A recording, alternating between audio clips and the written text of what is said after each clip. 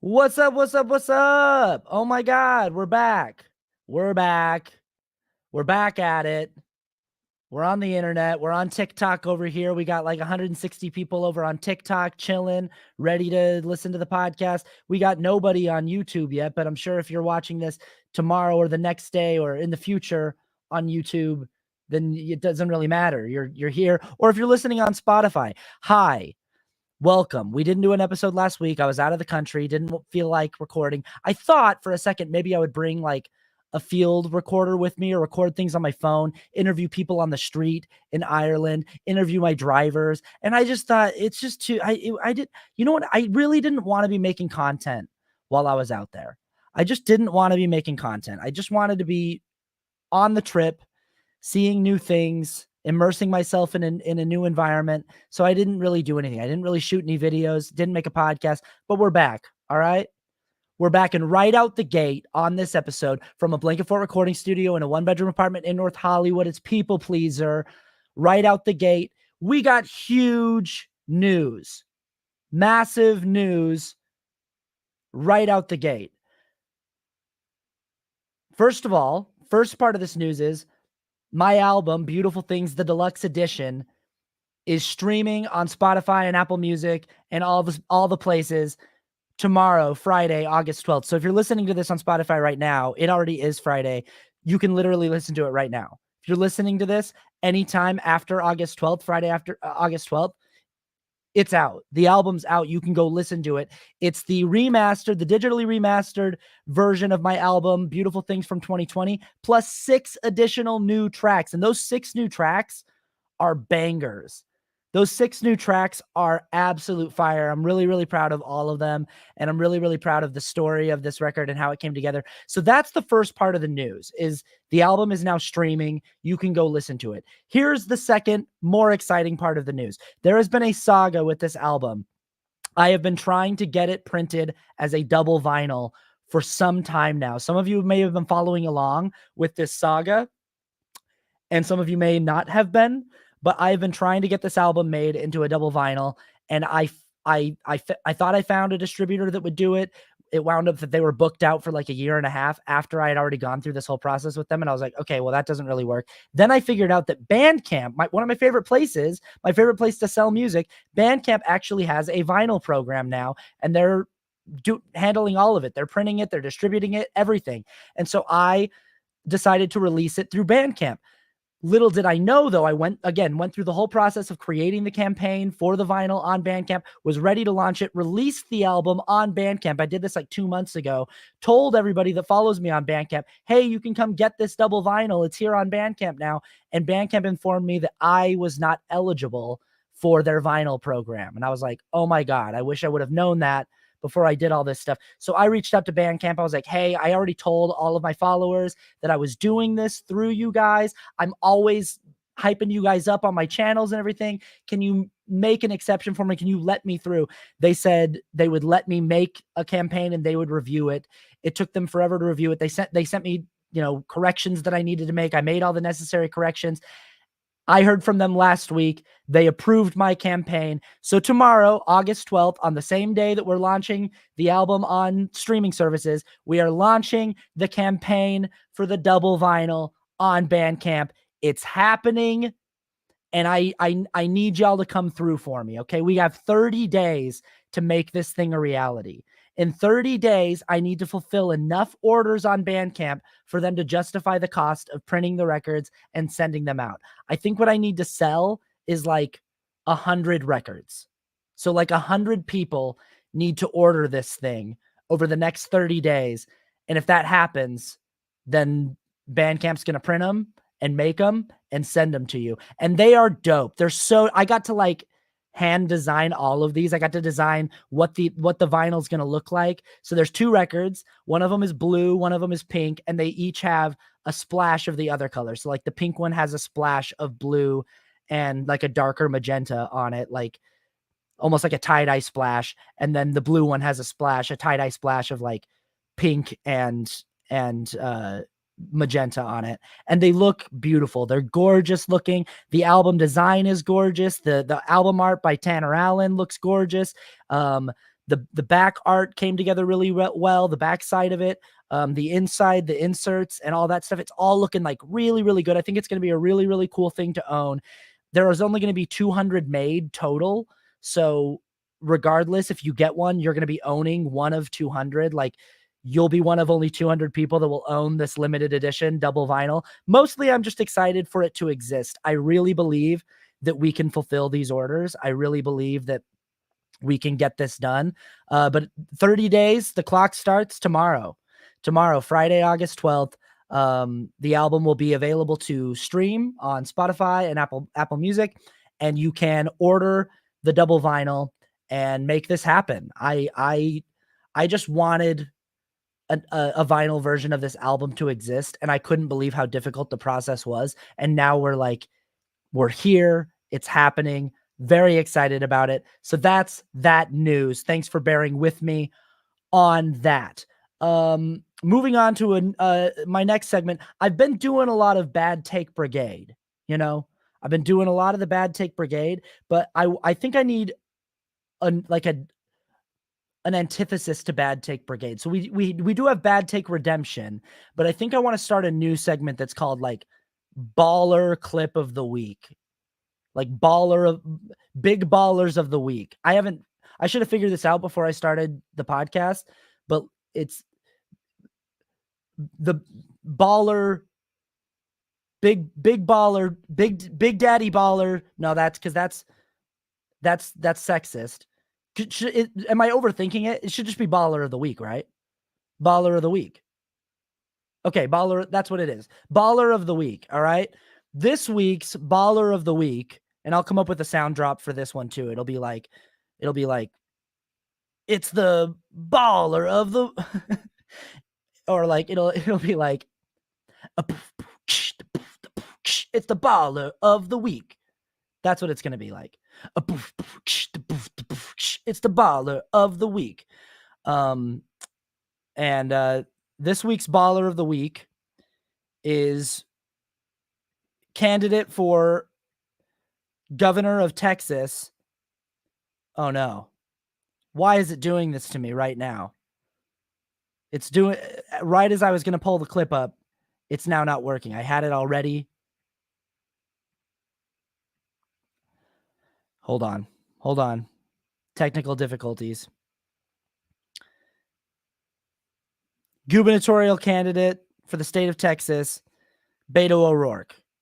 You've probably seen this clip. And I hate the internet right now that it's doing this to me. I had it all queued up, and now my internet is just bugging out. It's just like, nope, we don't want to show it to you anymore. And I hate the internet right now for this. I want to throw my computer out the window right now for this, for what it's doing to me right now. This is really not cool of the internet to do this to me right now.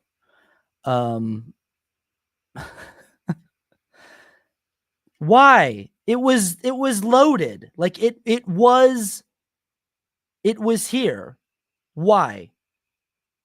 Up, hate it. So mad. Okay, here we go. I found it. It's working now. Okay. Baller of the week. This is Beto O'Rourke. I'm going to make sure that now 11 weeks. I hate it. 19 kids. Buffering. Hate it. It wasn't like this. It was all loaded up. Hate it. Beto O'Rourke talking about gun law reform and the Uvalde shooting. Let's start it over. Buffering. Yeah. Gonna punch a hole through my laptop right now. Gonna absolutely punch a hole through my laptop. Gonna bite a hole in my microphone, and then gonna break this ring light in half. And I don't understand why it can't just work. It was just working. Yeah. I'm gonna write a strongly worded letter to my internet provider. I'll put this in on the. We're just gonna move on. I'm gonna put this in to the audio version. We'll put in the clip. Oh, man, I'm so annoyed that this won't play. I'm so annoyed about this. Just like how dare the internet do this to me right now in this moment? I don't deserve this. I don't deserve this treatment right now.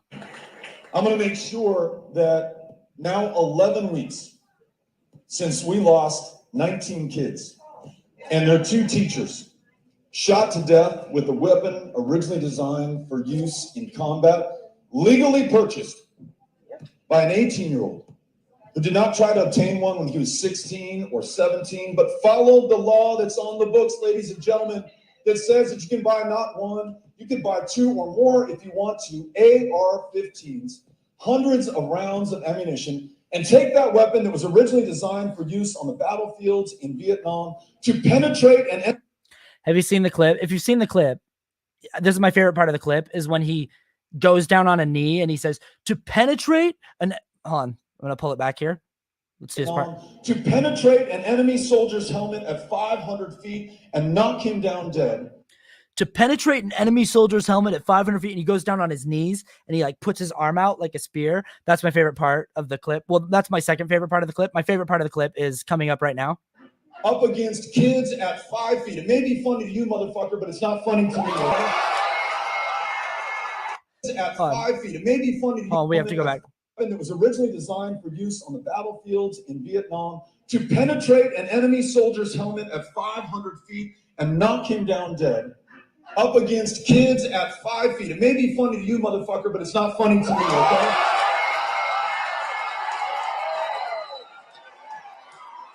Baller of the week, dude. Baller of the week. I was not ready when that clip first showed up on my For You page. Finally got it to play. Jesus Christ, that took forever. That was so much messier than it needed to be. And then my pausing was all off. Man, that was messy. We're going to get it cleaned up. We're going to get the ship righted. But baller of the week, when that came up on my For You page yesterday, I thought it like the thing said, like, watch Beto's reaction to this right-wing heckler. I thought he was going to say something like, well, you know, that's just your opinion, sir, or something. Like, I was not ready for, it may be funny to you, motherfucker, but it's not funny to me. I was not ready for that. And instantly I was like, oh, this guy's so fucking cool. I love this guy. I already like Beto a lot. I will say this. Beto has done way more in the wake of Uvalde for the community of Texas and the people of Texas, and the hurt and the pain that community has suffered than Ted Cruz or Greg Abbott combined, in the way of just showing humanity and compassion. This is such a great clip. It's such a fantastic clip. I love how unpolished it is and how off the cuff it feels. Now, there's a lot of speculation on whether or not this is a setup. You know, there's people on the right, which I could say that this is the bad take brigade of the week. All these people on the right who are saying that the guy who laughed. So that's what happens in the clip. You can't, if you have to listen really closely, but you can hear someone laughing in the background when he gets done kneeling on the ground and going, penetrate an enemy soldier at 50 feet away. He stands up and there's a guy that cackles. There's somebody that goes, ha, ha, ha, ha, like that. Because it's really funny what he's talking about. He's talking about, you know, the purchase of weapons that have been used in multiple school shootings to kill countless kids while they were at school. And he's talking about that. And someone found that really funny that he was talking about that. And there's all these people on the right that are saying that person who laughed was a hired actor so that Beto could have this moment, this viral moment. First of all, I think it's really, really funny and telling that the current response from people on the right, anytime they're caught on camera behaving the way that they are, anytime someone from their group is caught on camera behaving in a way that shows them to be what they are, which is kind of morally reprehensible people, their instant response is, well, that must have been actors pretending to be us. So this is what happened with January 6th, right? Was, oh, well, that wasn't us. That was Antifa dressing up as Trump supporters and storming the Capitol.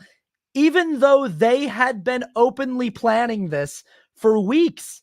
They had been openly talking about it on the internet, saying, hey, we're going down to the Capitol on January 6th, and y'all better get ready because you've never seen anything like this. Here it comes. And then when it was on TV for us all to watch it, and they could look at it, they could see the footage, and the mirror was held up to them, and they could see how ugly they looked and how despicable they looked and how reprehensible their behavior was. The only explanation they had was, well, that must be people on the left dressing up and pretending to be us. So that's exactly what's happened here with this Beto clip. Is you have a clip where you can hold up a mirror to someone and show them, is this you?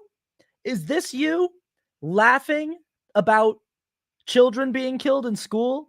Is that the kind of person you are?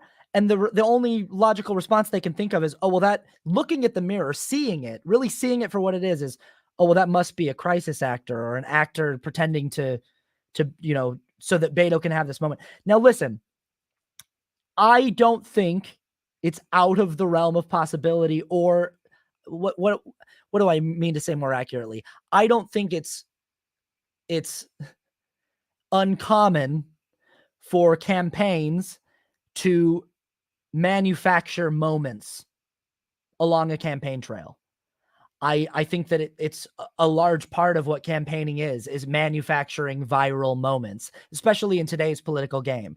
Manufacturing like meetups between a candidate and someone where there's like something that looks really organic and looks like it happened off the cuff, but it's all part of a strategic plan of how we talk. Like they plan for every contingency. What is our operation when this happens? What is our operation when this happens? What is our response when someone says this? What is the response when someone asks this question? They plan for every contingency and they think, what's the way that we want to come off? So I don't think that it's beyond the realm of possibility that Beto's campaign has greenlit the use of language like, listen, motherfucker, might be funny to you, motherfucker, but it's not funny to me. That they might have strategized and said, hey, if a situation comes up where someone's being particularly inhumane or lacking in compassion or empathy when it comes to gun violence, you have the green light to light that motherfucker up.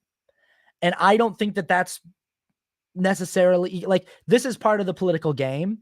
So I don't necessarily know how quote unquote organic the moment actually is. I will say, as an actor, as a storyteller, as a theater maker, and as a person who and a filmmaker, it feels organic to me. It feels real, and everything about Beto feels very real. So either Beto is a really good actor, or he is a genuine person. I think people like Beto ORourke are really refreshing to see in politics. People who, when they speak and when they're at events like this, it really feels like this person is getting involved in this thing because they actually have strong beliefs that they can affect some change for good.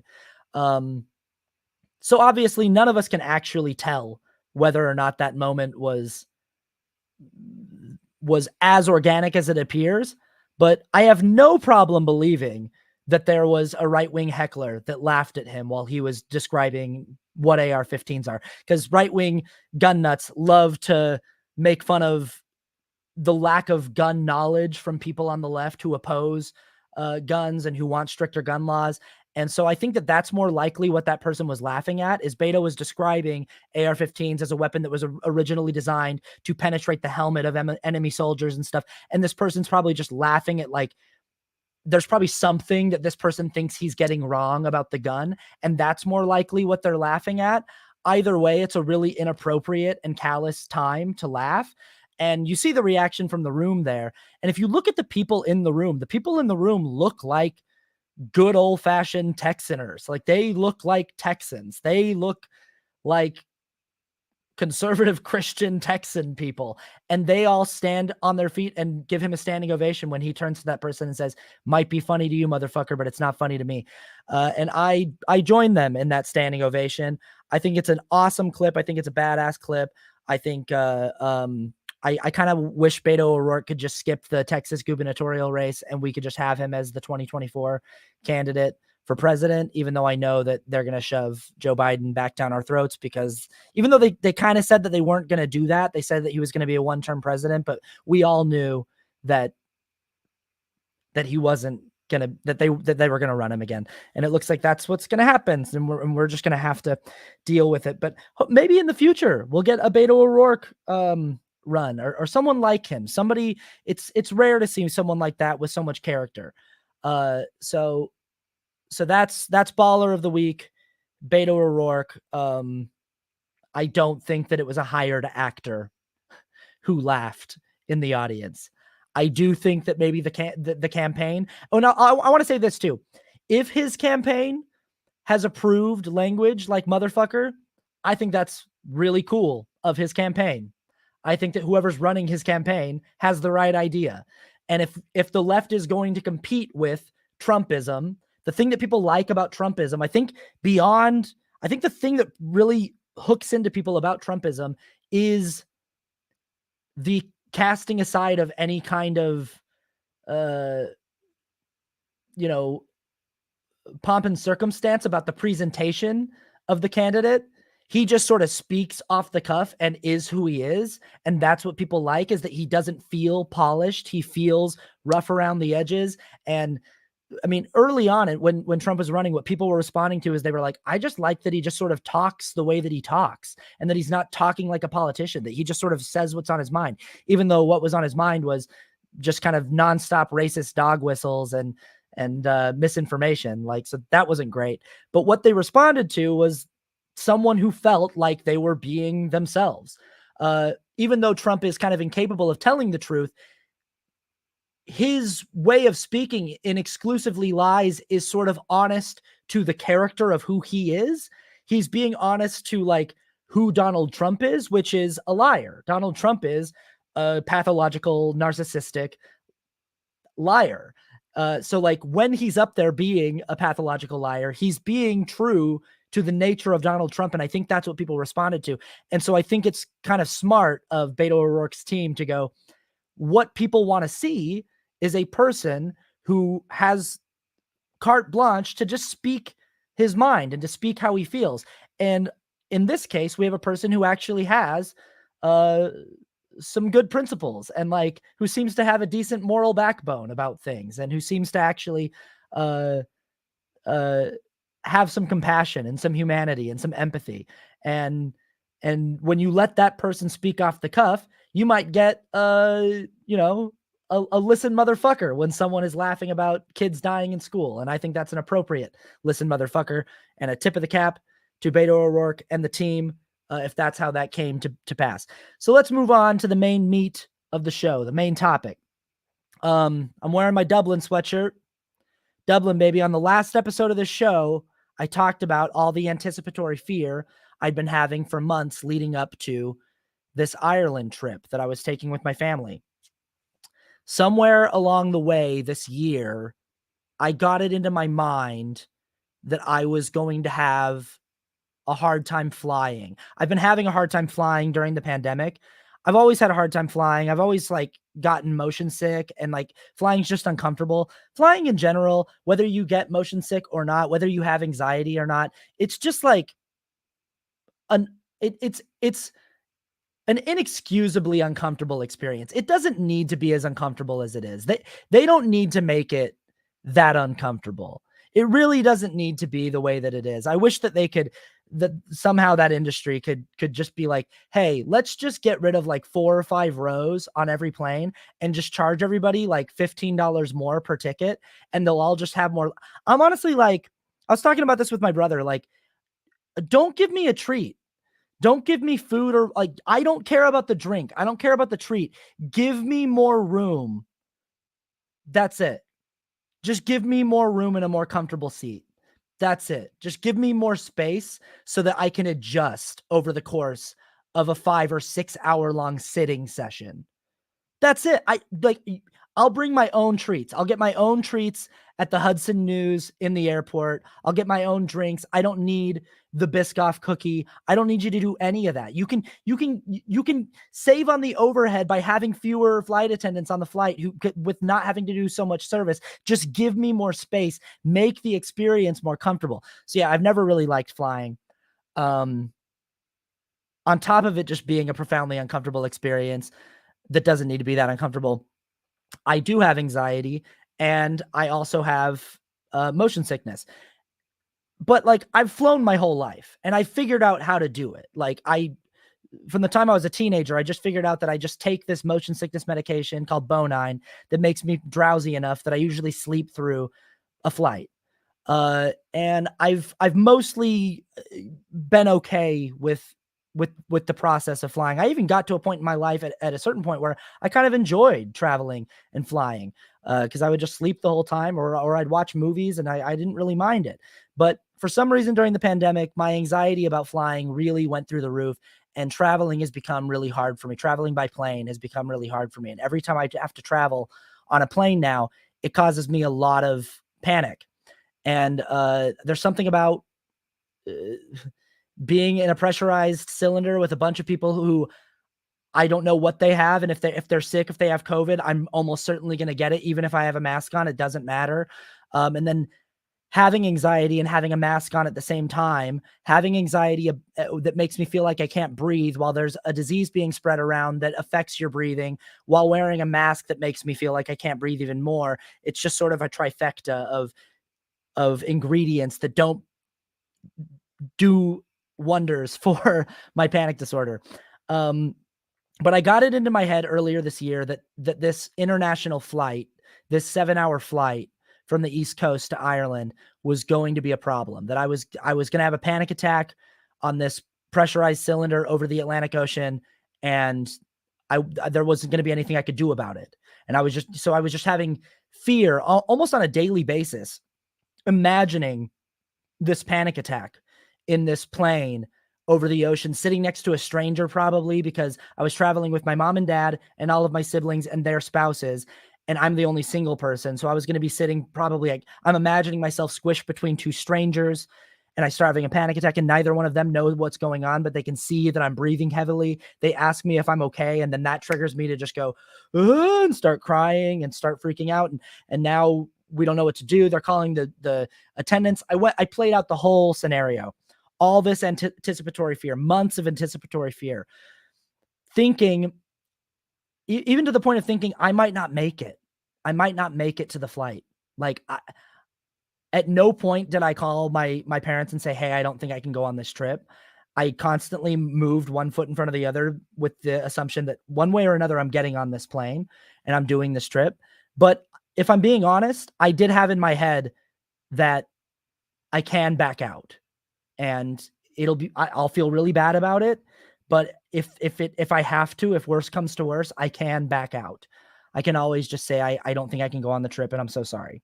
And try to make up for it in some other way. But this is a trip we were taking for my mom's 70th birthday. It's something my parents have been planning for a couple of years. It was just like I had to try to make it on this trip. And I talked about it on the podcast, saying that the last episode I did, I said, I'm heading out. I'm going to Salt Lake, and I'm heading to Ireland with my family. So, like, here we go. Day of the trip shows up, and like, from the jump, from in the morning, I'm not feeling good. Like, I'm just, it's on top of me. I'm not feeling good. And I take all the medicine that I was going to take to try to calm myself down. I took some Bonine. I took a light dose of benzodiazepam, and took one other thing that's an organic thing that I've been taking called LTheanine that my mom turned me on to. And I had all this stuff working, and I thought this should be enough stuff that I shouldn't be able to hit the level to have a full-blown attack. I just might have to deal with some discomfort. We get to the Salt Lake airport. The fact that I'm like through security and at the airport is a good sign. I think, cool. Like, when I've had panic attacks that have prevented me from flying in the past, I didn't make it to the airport. Like, I couldn't like leave the house to get to the airport. So the fact that I got to the airport, bags packed, got through security, got to the gate, this was feeling good. Like, all I had to do was get on the plane. And at that point, it's kind of like, well, no turning back, because the only way back is on another plane, you know? So like, I can't just turn around and go, you know? So I just had to get on the plane, and I made it all the way up till about 10 minutes before boarding. My sister comes into the gate, sits down next to me, looks at me, and I'm kind of just like in this zone. I'm listening to like meditative music in my headphones, and I'm just sort of like feeling generally uncomfortable. And she just looks at me and goes, "How you feeling?" And for some reason, that's a big trigger question for me when I'm on the cusp of a panic attack. Somebody asking, "How are you feeling?" is like the thing that knocks it over the edge, because I can't answer the question honestly without freaking out, without letting it all out. So I can't just say like, "I'm fine," you know, because that's not the truth. The truth is I'm like, I'm barely keeping it together. Like, I'm barely holding it in. And she goes, "How are you feeling?" And I go to answer the question, and then I just go, and here it comes. And it right up to the surface, right up in my face mask. It's right there. And she knows instantly, "Ah, shit, I shouldn't have asked that."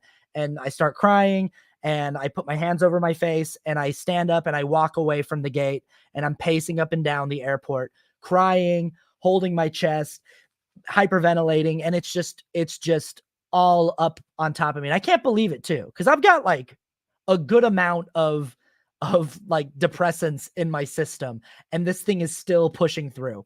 And as this is happening, they call for boarding the plane. Like, my family is getting on the plane, and people are asking me, "What do you need? What can we get for you? What do you need?" My dad's saying to me, "Look, if you need to stay, you can stay. It's okay. You can get an Uber home." My mom's saying, "No, don't stay. Don't stay. Just like, what can we do to get you on the plane?" You know? And I'm in a tunnel where I can't answer anybody's questions. I can't really think straight, because now I'm in full blown panic attack mode. But yeah, I did have this thought. I've been having this thought consistently leading up to the trip, thinking there's no way I'm going to allow myself to go through 4 to 5 months of anticipatory fear and panic and anxiety and then not go on the trip. I'm not going to go through 4 or 5 months of I'm not even going to go through this panic attack I'm having right here in the airport and then not have the payoff of the trip. Like that, I'm not going to allow myself to feel all of this discomfort and not have the payoff of what the discomfort was for, what it was all building toward. So I just think, okay, I don't feel good right now. I'm freaking out. But if I can get myself one step at a time onto this plane, then I'm on the plane and there's nothing to be done about it. And if my body wants to throw a fit and wants to freak out and cry and squirm, it can squirm all it wants, but we're on the plane and there's no getting off. And I just walked, panic attack in full swing, one step at a time onto that plane, sat down, put my seatbelt on. I was sitting next to my sister-in-law. She looks at me and goes, "How you doing?" I shook my head, put my headphones in, said, "Can't talk to you," and listened to some meditative music and just breathed. And the next thing I knew, as I was breathing, I fell asleep. Thank God. Woke up as the plane was taking off. Panic attack sort of came back a little bit, breathed it off, went back to sleep, woke up. And from that moment on, I realized, okay, we did it. I think the body just needed to hit it, and we did it. We wrote it out, moved through the fear, allowed the discomfort to exist, didn't let it immobilize us, didn't let it immobilize me, moved through it, allowed it, gave it its time to do what it needed to do. And from that moment on, I had myself just the trip of a lifetime. Just an absolutely beautiful trip. You know, just every single day was more beautiful than the day before. Every single day there were new things that I was seeing, new people I was meeting, new experiences I was having that were so needed and so welcome and so wonderful. And I'm so glad I made it onto that plane. And I'm so glad that I made it through that experience.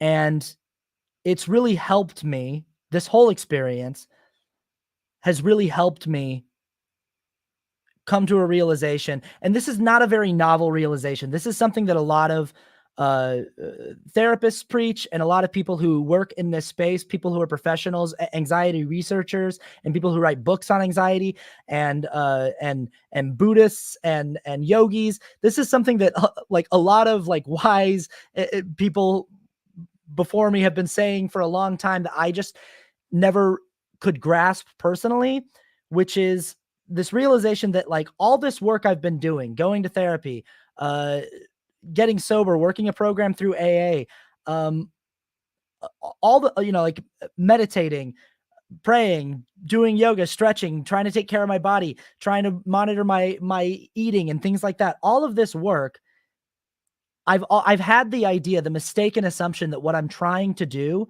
is cure myself of my anxiety. I'm trying to figure out a way to rid myself of this anxiety, to live without it, to live a life that's free from it, that's free from the fear, that's free from the anxiety. And what I realized after this beautiful week I spent in Ireland, this trip that I was so nervous about, had so much anticipatory fear about, that turned out to be so beautiful, is the work that I'm doing is not so that I can rid myself of this anxiety. The work that I'm doing is so that I can understand my anxiety and my fear better, that I can understand these things as a fundamental aspect of my experience as an emotional being, as a conscious emotional being. I am never going to be able to rid myself of fear and worry and nervousness and panic. That's just not realistic.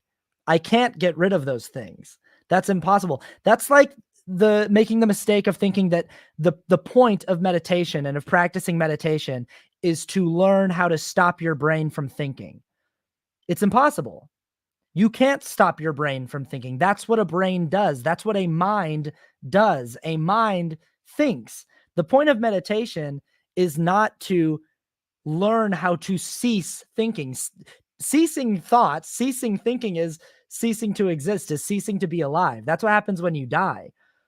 The point of meditation is not to learn how to stop thinking. The point of meditation is to learn how to understand your thoughts better, to see your thoughts as just that, as just thoughts, as transitory, as things that come in and go away, as things that move through you, as things that sometimes serve some utility, but most of the time are just sort of coming by to plop in a little song that pops into your head for a few hours, maybe even a few days, but it's transient. It'll come in and it'll leave. And that's the point of meditation, is to have a better understanding of what your thoughts are. So people sort of live with this chaos, these incessant thoughts, and it's so chaotic, and they have all of these intrusive thoughts and things like that. Meditation is just there to help you understand your intrusive thoughts better, so that you can see them with more compassion and see them with more of a kind, soft lens, and they're not so problematic in your day-to-day life anymore. And that's what I realized about my anxiety, is my goal is not to live without fear. That's impossible. That's impossible. My goal is to recontextualize my relationship with my fear, to see my fear when it comes up and go, yes, there's that old familiar feeling that I've had a million times before, that I will continue to have for as long as I'm alive, and to let it be, and to move through it, and to understand that it is transient, that it will pass like all things, and that it will come back, that it will pass, and that I'll have the relief on the other side of it, and then it will come back at some other point. Trying to understand discomfort better. So this was the thing I had a really hard time with. I'm reading all these books by, Buddhist teachers and people who are saying like, oh, we're not going to teach you how to rid yourself of pain or discomfort. We're going to teach you how to accept your pain and your discomfort, and to regard your pain and your discomfort as part of your experience. And I had a problem with that, because I was like, well, I don't understand that. I don't understand why part of being a conscious being requires that I'm uncomfortable sometimes, requires that in order to have good things, I need to have bad things. I don't understand why I have to move through discomfort in order to get to something beautiful or something worthwhile. Why does it have to be like that? Why can't the journey of life as a conscious being just be a happy one and an easy one? Why does it have to be difficult? I don't necessarily know that I'm any closer to answering that question of why, but I do think I understand a little bit more, and I'm coming to a realization that shouldn't have been this hard for me to understand, which is that my anxiety has always been a part of really worthwhile things. My anxiety has always been a tool in my life that motivates me to move forward. It's sometimes the thing that gets me out of bed when I'm feeling depressed and having a hard time getting motivated and having a hard time getting started is a little bit of anxiety. There's a little bit of fear of like, well, you gotta, hey, you got that thing coming up. You got that deadline coming up. If you don't get out of bed now, you're going to miss it and you're going to move backwards and you're going to drop a lot of opportunities in the future. So you got to get up and do this stuff. My anxiety, my fear, my worry, that feeling, that nervosity, that sometimes that's the thing that sort of gives me the energy boost to get up and go. It's been really bothering me lately, and I've talked about this on the podcast, the anxiety that I've been getting when I perform live in front of people, whether I'm acting or whether I'm playing music in front of a group of people. It's been bothering me that I can't just do that comfortably, that I can't just wake up on the day of a show and go, I'm playing a show tonight. Can't wait. And go through my whole day, go to the venue. Hey, everybody, play the show. And then it's been bothering me that I have to have discomfort on those days. And it's been bothering me so much that I've been thinking, well, do I even want to perform anymore? And what I realize is like, yeah, but every time I've had that discomfort and that nervosity, it's sort of given me access to a form of presence that I wouldn't have had if I was being just kind of, I don't know, blasé about the whole thing. So I've had access to a kind of like, I'm very present. I show up at the venue. I'm nervous. I'm very aware of everything that's going on, everything that's being said. I'm setting up, plugging my guitar in. I'm really seeing the room. I'm really in the space. I'm doing a play. I'm nowhere else. I'm not thinking about an interaction I had yesterday or something I'm nervous about tomorrow. I'm watching the audience file into this theater, and I'm in this play. When I go out on stage and I'm talking to the other actors, I am there. And that nervosity, that kind of hum of anxiety is the thing that sort of keeps me on my toes and moves me through these experiences.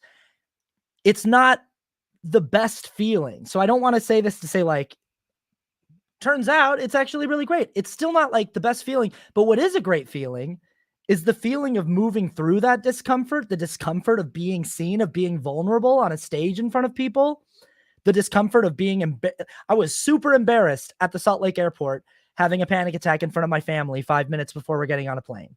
It's embarrassing. It's embarrassing. The vulnerability of that, moving through that,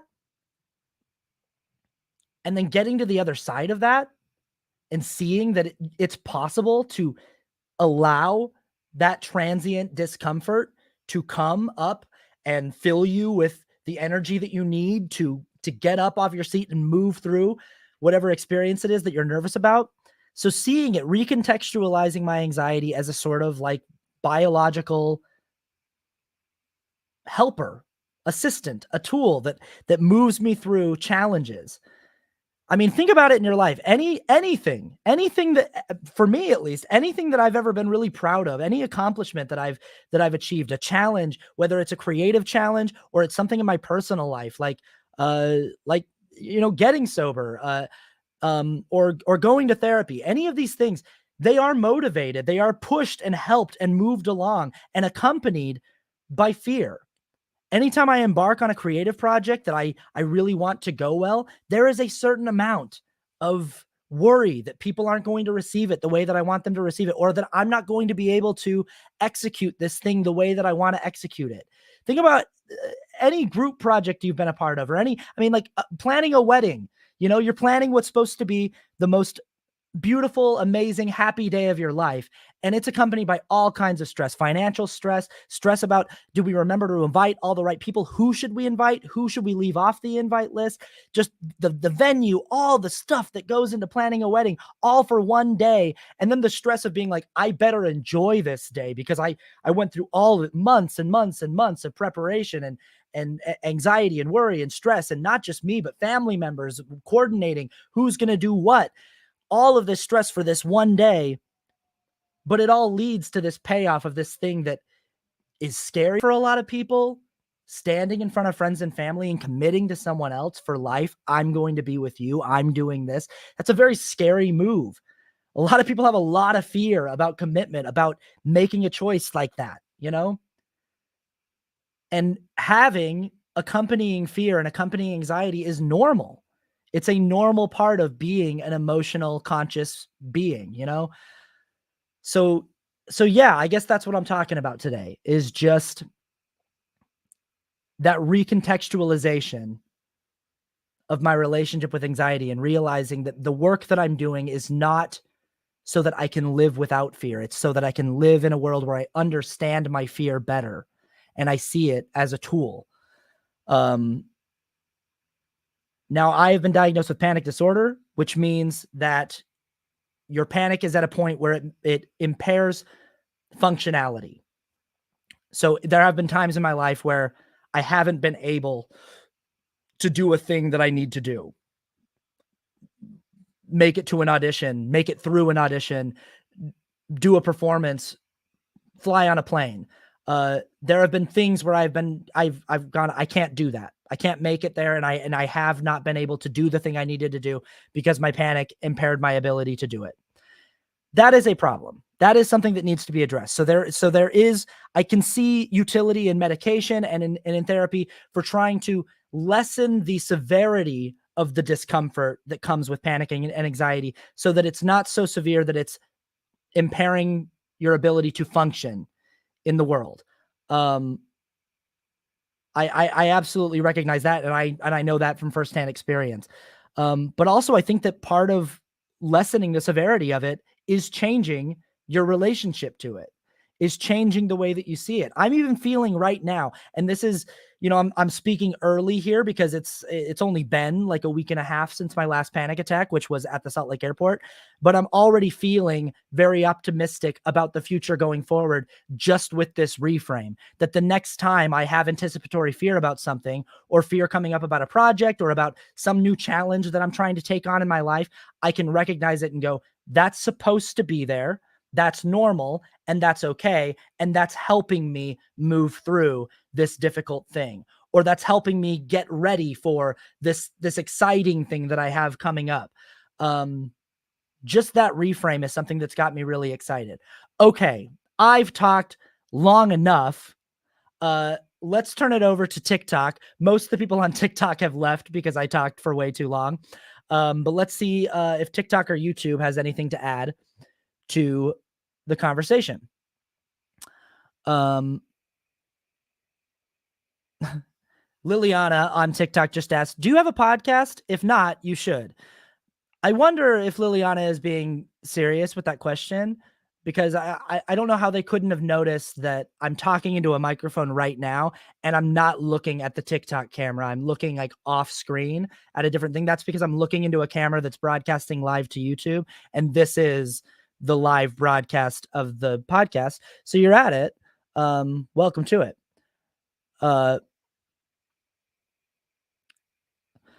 So Scores Galore 2 on TikTok says, exactly, you can learn to keep it in check though. And so I think that this is sort of what I was talking about functional impairment, that like, you don't want your anxiety and your fear so intense, and your experience of those things so intense that you're incapable of functioning, that you can't get anything done, because then it's not being a tool that helps you move through challenging things. It's just a club that you're being bludgeoned with into submission, and you're not getting anything done. So keeping it in check, so to say, I think would be through a process of therapy, perhaps medication, but like exercise, meditation, things like this, learning how to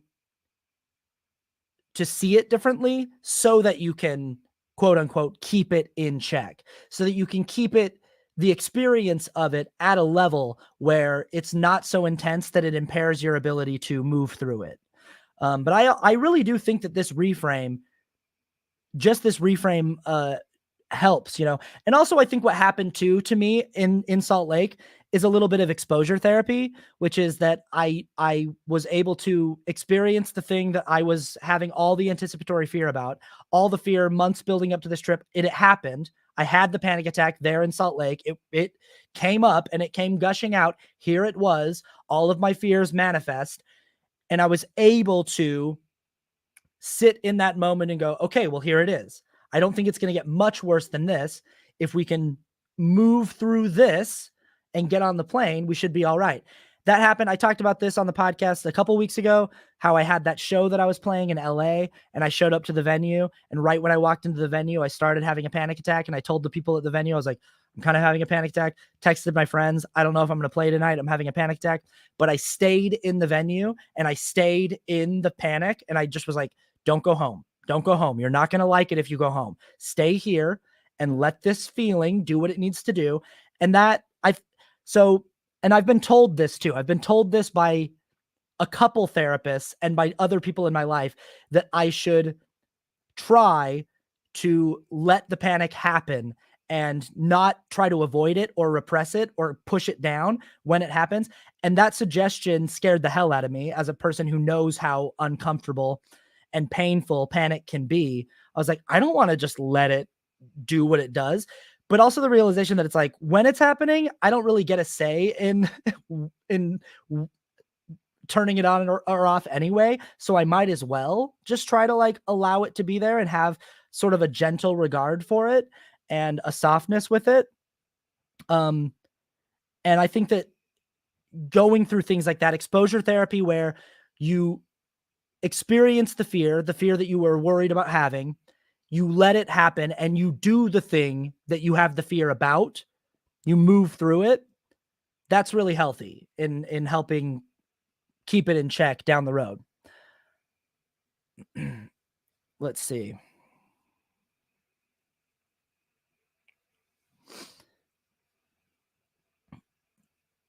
David on YouTube says, we going to talk about the nukes? I have no idea what David on YouTube is talking about. Anybody know what David's talking about? The nukes? Just in general? Just like nuclear weapons in general? Or did something happen with nukes recently? I don't know what he's talking about.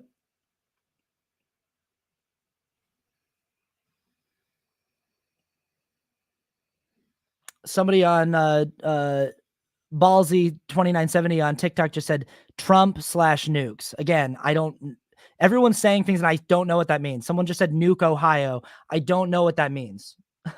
Trump/nukes. I don't know what that means. I don't know what nuke Ohio means. Trump. I don't know what that means. What do you mean? What do you mean? Okay, so now someone's explaining it. Part of the raid on Trump was him taking classified nuclear data. All right, cool. Yeah, I could have talked about that on the Bad Take Brigade, Trump getting raided and all of the Republicans saying defund the FBI and, oh, this is such a travesty. This is such a like, it's so funny that like like Republicans and conservatives are, if you say anything bad about America, they will be right down your throat. How dare you disrespect this country? How dare you disrespect this country? But the second that like the country does something they don't like, they're like, this country's so fucked up. they flip so fast. The second that law enforcement or the FBI or the government does something that they don't like, it's instantly like, this country's just fucking pathetic, ridiculous. We need to burn the whole thing to the ground. Civil war. It's time for a civil war,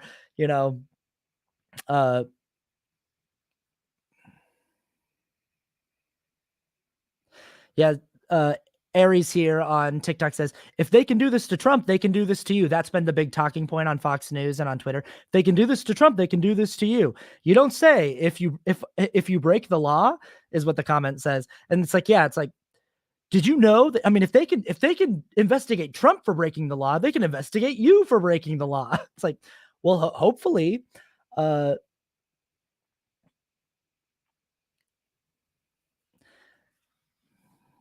I don't know how to pronounce this name. It's Jeannie. Jeannie, I think. Jeannie. I'm going to say Jeannie.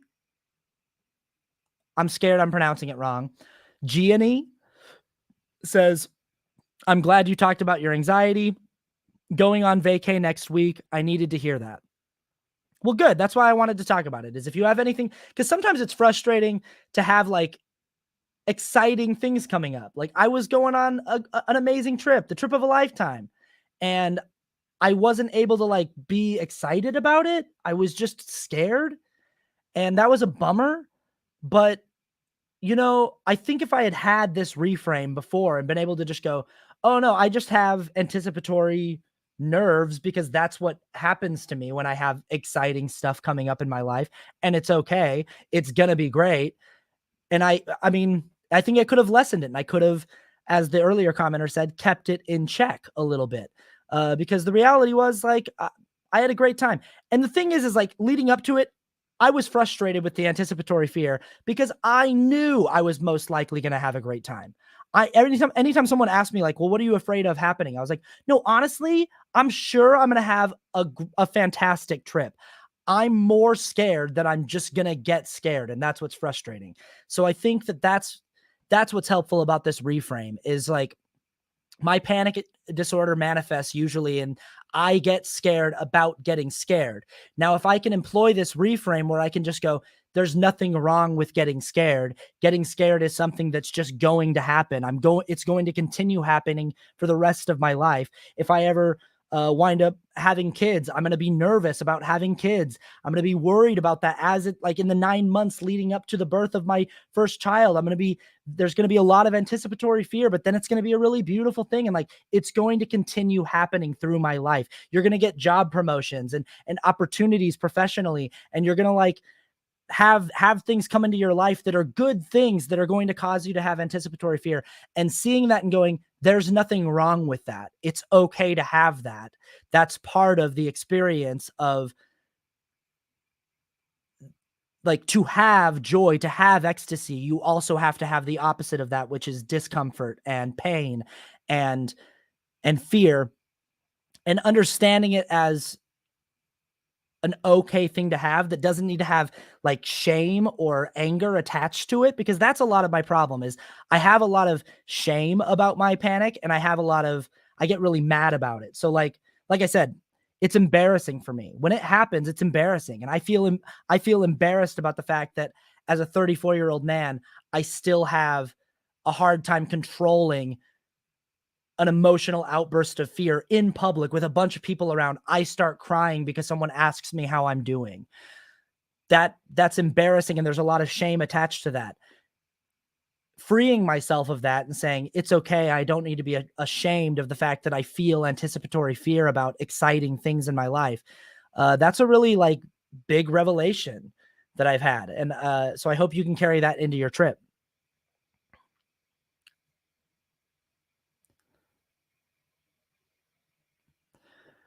Tim Wright's music on TikTok says, it's not the emotion, it's the reaction to the emotion. Yeah, and I think that that's something that they talk about in AA a lot too, is like, I can't help my first reaction. Something happens, somebody cuts me off in traffic.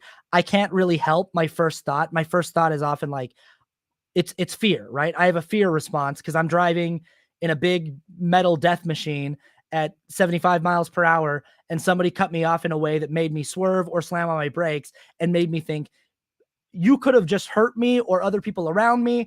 And I have a fear response that converts into anger in a split second. And I think, motherfucker, fuck you. How dare you? You know, I can't really help that first reaction, but I can hopefully move with practice and with intentional practice and mindfulness. I can have a pause and go, say, you know, even saying the word to myself, peace. My friend John says this to me, that in the car, and I've been using this, that in the car, when that happens, something happens, somebody cuts him off or somebody does something that bothers him. He has his first reaction, the anger reaction. And then he just says to himself, peace. It's just a reminder. What do I want? What do I want out of this situation? I want peace. Just reminding myself, peace. Whatever that, I don't know that person's situation. I don't know who that person is. And I hope that person gets to where they're going safely and in one piece. And I just want peace in my life right now. I don't want this. I don't want to be resentful and mad at this person the whole drive. And that is a practice, you know? So It's not the emotion, it's the reaction to the emotion. You're going to have the emotion. You're going to have emotional responses and things that stimulate your emotion and emotions in different ways. That's a part of your experience as a conscious being.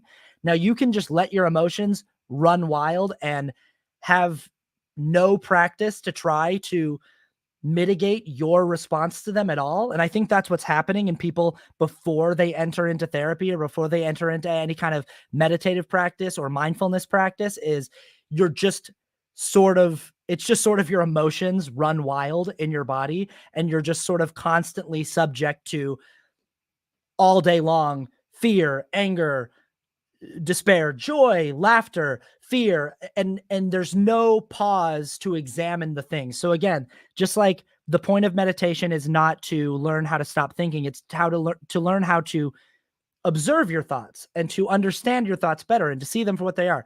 That's like the point. I think the point of therapy and the point of working on anxiety and depression is not to free yourself of anxiety and depression. It's to learn how to, when depression comes up, when it's there, to learn how to have that pause, that separation from it, to see it and go, oh yeah, this is just a part of my experience. This is a thing that happens from time to time. It's transient. It comes and goes. It's here now. It won't be at another point.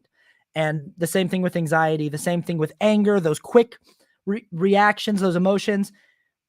The mindfulness practice can be just to see those things and go, oh yeah, that's right. I'm reading this book right now, and there's a meditative practice where, just like my friend John, who says the word peace, the teacher is saying that when you're having anticipatory fear and you're catastrophizing and you're planning and you're thinking of all the different contingencies and ways that things could go, and it's causing you to feel anticipatory discomfort in a moment where it's not really pragmatic for you to be feeling that. Like, there's no reason why you should be feeling that 3 weeks before the thing. You can just remind yourself with just the simple word thinking. Oh, thinking. And not in a judgmental way. So free of shame, no shame about it. Not like, oh God, there goes my stupid brain again, catastrophizing, thinking of all the worst case scenarios, but just reminding yourself, oh yeah, thinking. I'm just thinking. I'm just thinking about different things that could happen. That's right. And just that simple word as a reminder to return right here, to return to the present moment. So the emotion is there. You can't control that. It's going to happen. Accepting that it's going to happen, accepting that our brains are going to continue to think, are going to continue to jump into the future and think about the past and go all over the place and go diagonal in every which way. And we can just go thinking and bring it back. And that practice, that just sort of mindfulness practice, can help you hone how you respond to the inevitable emotional ride that you're going to be on as a living being. Alyssa Rose again on TikTok says, what are your thoughts or experiences with being in a relationship with someone who doesn't have anxiety? I think that people experience this on a spectrum, like all things. No one alive is free of fear. Like, nobody doesn't have the experience of like fear or worry or nerves. Everyone to some extent understands that experience, but certainly not everyone has the experience of someone like, say, me with panic disorder, who like will regularly be in a situation where I'll be barely containing a flood of overwhelming fear and emotion. And if someone just asks me, how are you feeling? Or you look a little shaken right now, how you doing?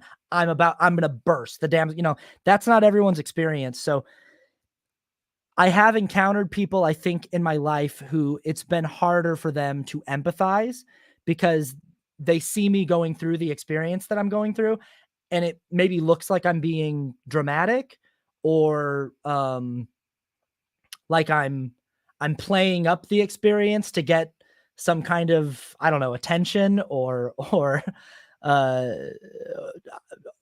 just to be kind of grandiose about it. I don't know. So those situations can be difficult. I think when it comes to being in a relationship with someone who doesn't really fully understand it, and I've definitely been in relationships with people who didn't have or didn't experience panic to the level that I did.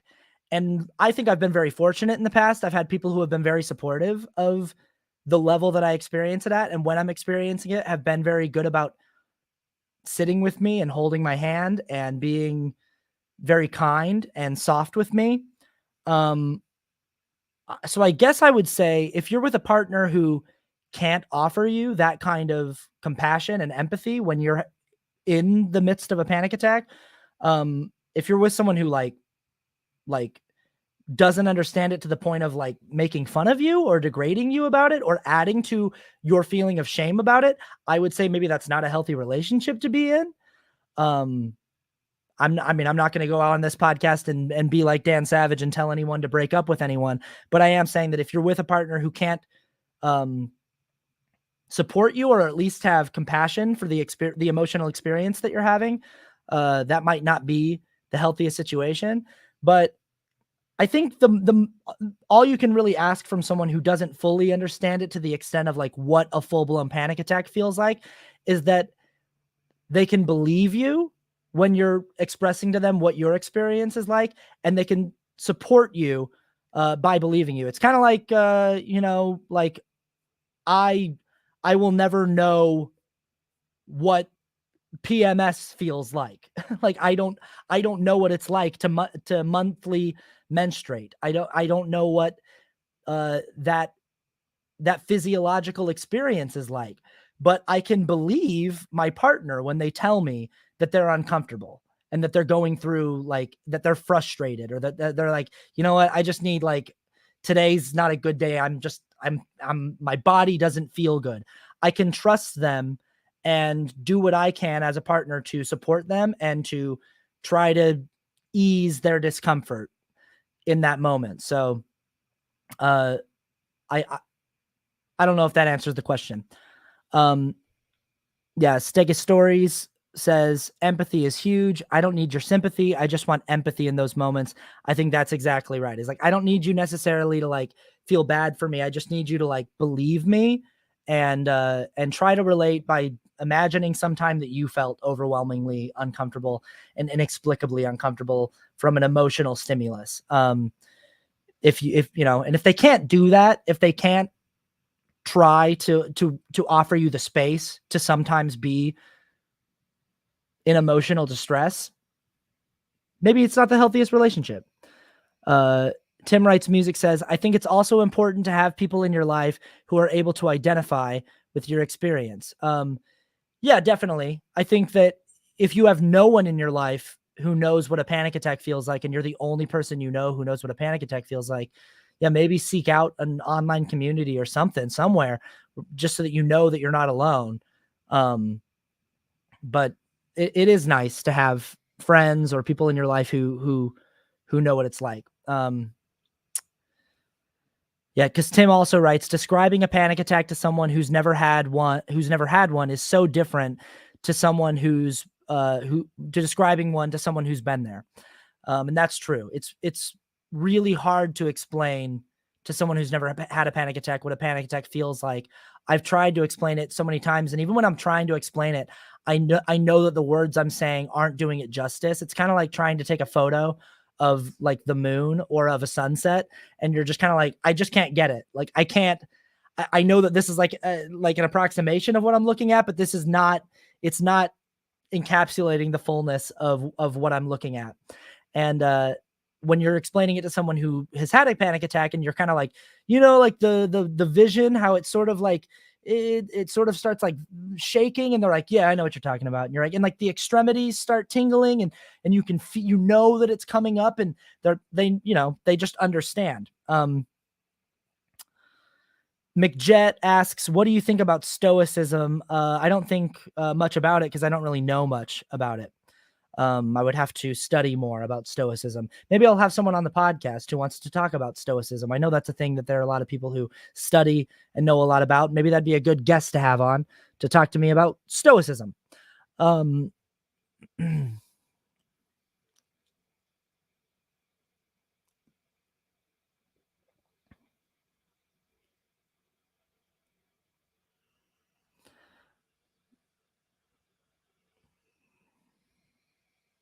Yeah, my buddy, before the crow's nest, Chris, who's been on the show before, Christopher Schenefeld, who was a guest on the episode Anti-Mormon Literature. That's a book that he wrote. You should go check it out.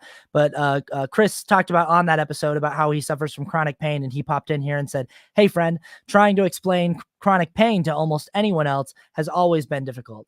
Yeah, and so I imagine it's like that, where you're just like, I don't really know how to explain to you if you don't suffer from chronic pain. It's kind of like, yeah, when I like when I tell people my back hurts, because people will be like, "Well, how's your back?" And I'll go like, "Oh, it hurts." And they'll be like, "Well, what happened?" I'm like, "Oh no, it just always hurts. Sometimes it hurts worse than other days, but it never doesn't hurt. It always hurts." And people don't really they're like, "Well, what'd you do? What happened?" I'm like, "No, I didn't do anything. It just always does hurt. And it hurts in different areas, and it hurts in different ways. And some days it hurts worse than other days, but it never doesn't hurt." And sometimes I'm able to just like not really think about it for prolonged periods of time. And so I'm not really like aware of the pain, but if I like think about it, it's like, oh yeah, it's there, but people don't really, understand it. But I think that talking about this stuff is good. So that's what we're doing. We're talking about it. And I wanted to share that revelation that I had from going on my trip, doing a little exposure therapy, going on the trip, had some amazing experiences in Ireland. Dublin's a great city. Donegal was just beautiful. I took this day trip to Donegal. My sister-in-law is obsessed with Enya, and Donegal is where Enya's from. And she wanted to see where Enya grew up and the landscapes that inspired Enya's music. And we listened to Enya while we were driving through Donegal. And it really felt like those landscapes. You're like, oh, now I understand this music a lot better. It really did work. We went to the tavern that Enya's father started, and it's sort of this family tavern. And we go in there, and Enya's niece was our server. It was crazy. It was really magical. Then my buddies, Bressy and Louise, who I met in March, they came to LA and they hit me up on Instagram and they were like, "Hey, we're fans of your content. Could we meet up? We're in LA." They came over and hung out. There are these two cool Irish people. And I told them, and I came out to Ireland and said, "Hey, I'm in Ireland. Let's hang out." And Brezzy said, "I'm playing this festival in Mullingar. You should come." Turns out he's like a super famous guy in Ireland. And I should have realized that, but I guess I didn't realize the extent to which he's like a really big deal over there. And it was really cool. I got to watch him play live on TV with this festival with like 500,000 people in this really small little town. It was crazy. It was amazing. I'm so glad I went, and that I was able to have this experience of this kind of minor breakthrough of realizing that the journey that I'm on is not to cure my anxiety, but to recontextualize my relationship to it. And I hope that that's useful for you. I hope you found this useful. Thanks for the comments on YouTube. Thanks for the comments on TikTok. Thanks for hanging out and sticking with me. I am sweating in this sweatshirt. It's hot in here. It's been hot in LA.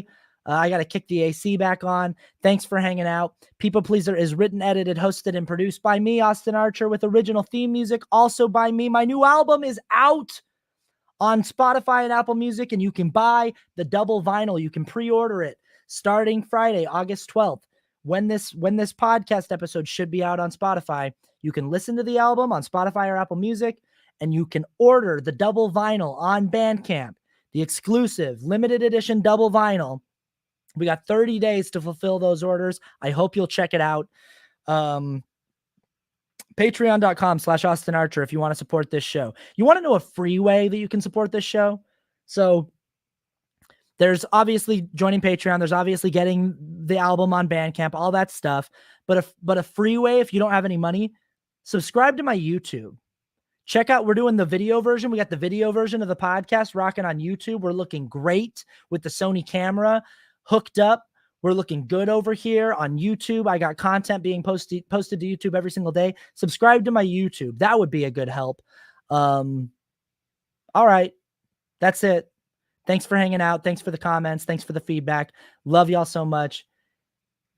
Take care of each other. Take care of yourselves. And we'll talk next week.